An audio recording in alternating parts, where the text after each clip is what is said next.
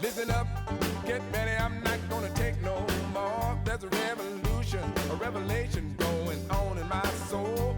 Buckle up, get ready, we're not gonna sit back. Welcome back to Live from the Heartland for the week of May 9th.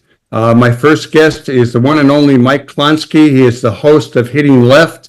It's on Lumpen Radio, 105.5 FM every Friday from 11 till noon.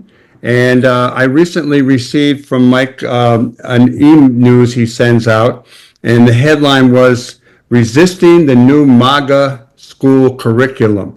And that captured my attention, and I invited him back. He is pretty much a regular contributor to this show, and we're glad to have him. And I usually have turned to him for as a good source on a number of issues, and one of them would be education. So with all that, Mike, how are you today? I'm great, Michael. It's good to see you again. And I might mention that you're also have been a good contributor on my show, Hitting Left, which is on every Friday from 11 to noon in Chicago and streaming live across the universe at lumpenradio.com.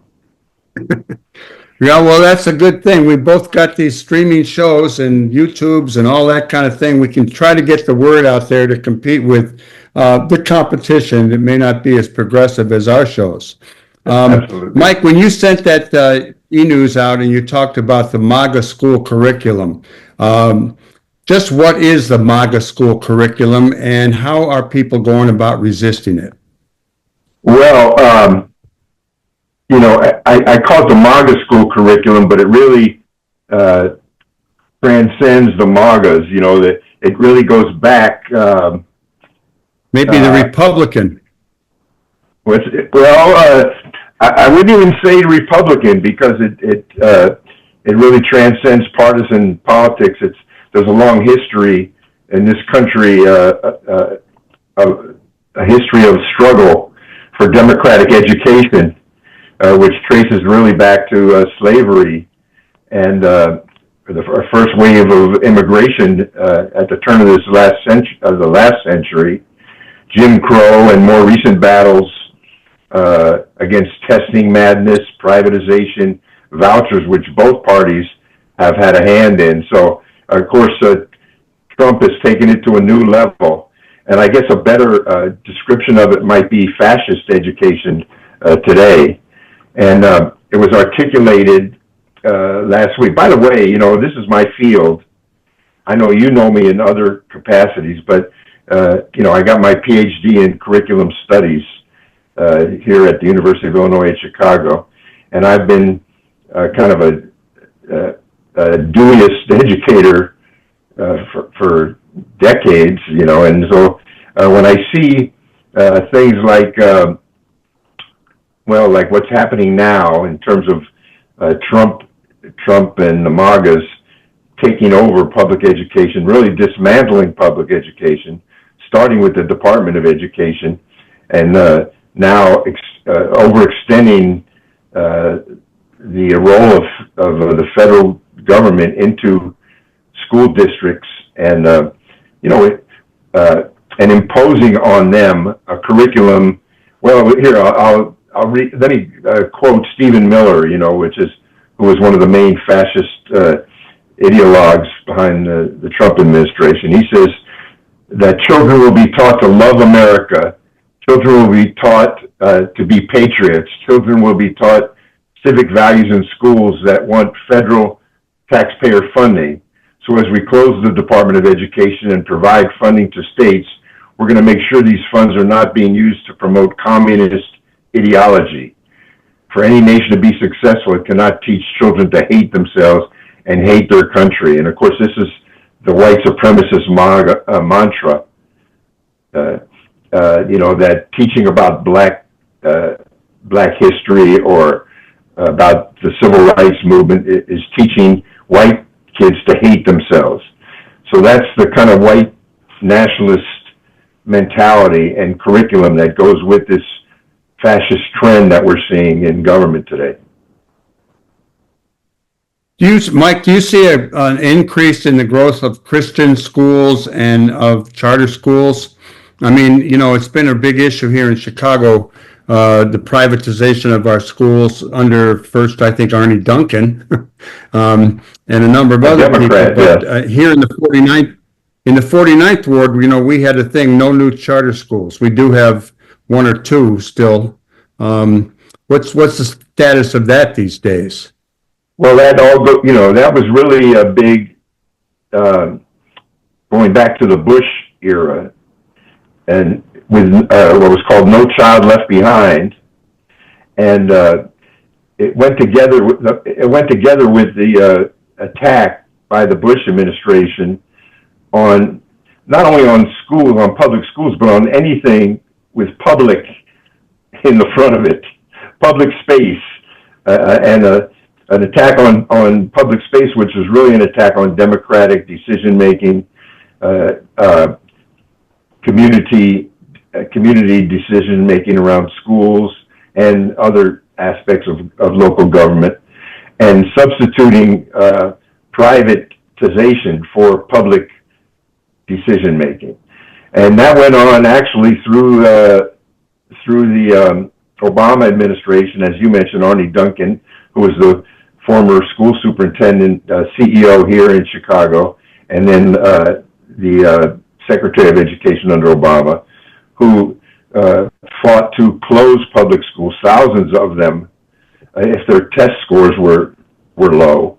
And that meant, of course, school districts which had a high percentage of poor and African American and Latino students. Then through the first Trump administration, it was really emphasized with Betsy DeVos as the Secretary of Education. She really pushed hard for charter schools and school vouchers, which gave public school parents tuition money to send their kids to private schools or religious schools. And now, as you mentioned, charter schools, which are really religious schools, Christian academies or Catholic schools, using private funds, taking private funds away from public education. And what Trump has added to it, and is adding to it with his regime, is the curriculum piece. Charter schools really had a lot of freedom to use whatever curriculum that they chose, but now Trump is going against that, his own charter school policies, and imposing a curriculum that prohibits teachers from teaching about,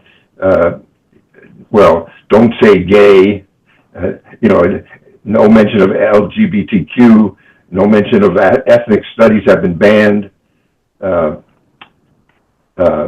But you can go down the list, and instead imposing this patriotic curriculum, which teaches America first, white ethnic study really is what it amounts to, and white affirmative action.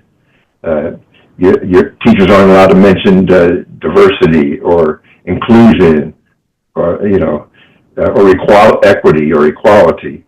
And so that's I really would call it a fascist indoctrination curriculum. You're in touch probably. I know one of your daughters teaches school. Right. You're in touch with teachers and some union activity.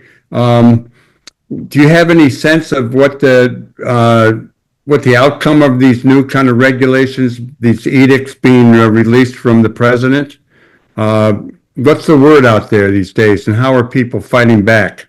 Well, you're right about the first thing you mentioned. Our whole family is a family of educators. My brother Fred, is a career educator and a local union president here in Park Ridge.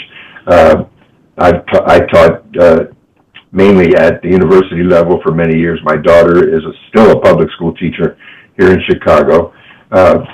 it's interesting you mentioned the unions. There's an article by Paul Vallis in today's Chicago Tribune. Paul Vallis, for those who don't know him, is a former CEO of Chicago Public Schools under former Mayor Daley. He was the one who first hired Arne Duncan. He was a faux Democrat. I call him a Republicrat. And in the article today in the Tribune, he's really he criticizes Trump from the right. And he says, because Trump's education department has launched an investigation against Chicago Public Schools because they say Chicago Public Schools is implementing a program to support black students, to help black students achieve better. Of course, it's not really a plan. It's a plan to have a plan. So, but, the Trump administration has really got a thing for Chicago. And so they're investigating Chicago Public Schools. Vallis attacks that and says he's attacking the wrong thing. He should be attacking the Chicago Teachers Union and attacking, and imposing privatization on Chicago Public Schools instead of messing around with this, plan that Chicago Public Schools has. So he's criticizing Trump for not being hard enough in attacking the teachers union, who he claims is the source of all educational problems. The Republicans, of course, agree with that, but what they're trying to do right now is get rid of the public schools entirely, not just the union leadership, like a guy like Vallis is doing. Vallis is really a Trump guy right now, but he's making a friendly criticism of Trump from the right. Vallis is one of the people they talk about as running for mayor again, and we would hope that doesn't happen.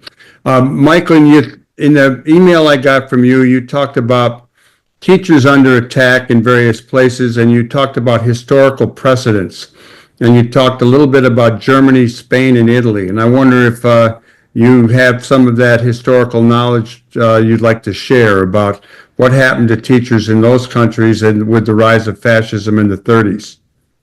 Well, yeah, I mean, authoritarian regimes of all kind need to control the schools, need to control the education system, because they're worried about a democratic education. If young people are going to grow into democratic citizens and are the future of the culture and cultural development and political development of a society, the regime needs to control education and keep that from happening. And they've got to impose a fascist education like they did in Mussolini's Italy or Hitler's Germany or Franco's Spain, and many others, and to build up the youth, the fascist youth movement. In this country, I would call it more like the MAGA culture. And right now, young people are against MAGA overwhelmingly. I mean, they oppose that. They want democracy. They want freedom of thought. They want to be able to think for themselves, think critically, and that's the content of public education. That's what public education ought to be teaching. And instead, they're really doing imposing a system of indoctrination, Michael.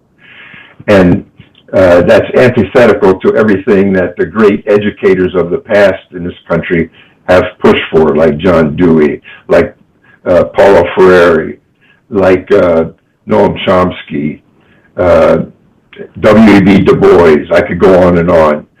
And so the struggle for democratic education, like I mentioned earlier, has been going on for more than a century here in this country. And sometimes it's succeeded and fairly well and gained strength and popularity. Other times it's been crushed. And usually when it's crushed is in times when there's war or when there's times of a national crisis or an international crisis. And it's seen as an opportunity for these fascist elements to move in and make impose their will. Mike Klonsky, do you have any comments on the attempt to bring a Catholic charter school in Oklahoma on board with public funds? Well, it's not just Oklahoma. It's everywhere. I mean, look what's happening in Florida. Well, right here in Chicago, we've got dozens of privately run charter schools that are operating on public money. And in fact, it's pretty much too late to even focus on that, because that horse has left the barn, or whatever you say, that cow has left the barn. I don't know which one, but privately run charter schools are now a fait accompli, Michael. And even the teachers union are organizing charter school teachers. I think the main focus now by those who are anti-privatization of schools is on vouchers. And because vouchers eliminate the need for public schools altogether. And I think that's the route that the MAGAs are taking.